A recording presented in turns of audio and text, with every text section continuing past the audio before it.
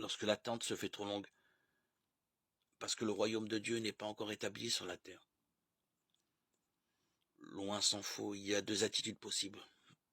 L'incroyant ricane, je vous l'ai bien dit, ses promesses étaient du vent. Cela ne viendrait jamais. Le croyant, lui, s'obstine. C'est Dieu qui l'a promis, donc c'est certain. Gardons patience encore et mettons-nous au travail pour faire avancer les choses. L'espérance, c'est l'éternel jaillissement de la foi. Nous en avons un exemple étonnant dans le livre de Jérémie. Au VIe siècle avant notre ère, ce prophète aurait eu bien des raisons de se laisser aller au découragement ambiant.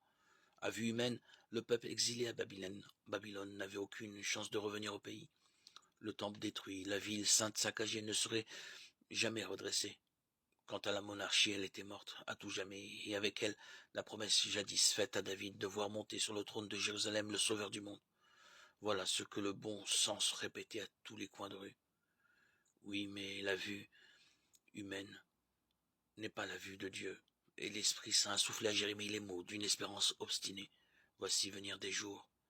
Et il annonçait la repousse d'un germe sur l'arbre dynastique de la monarchie. En ces jours-là, je ferai germer pour David un germe de justice. Jérémie 33:15. Quelques siècles plus tard, dans des heures tout aussi sombres, l'Esprit Saint a soufflé à un lointain fils spirituel de Jérémie l'audace de répéter la même promesse. Voici venir des jours.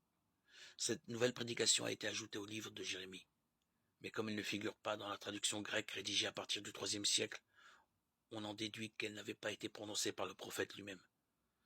Dans les heures sombres que traversent aujourd'hui les croyants, il faudrait de nouveau fils spirituel de Jérémie.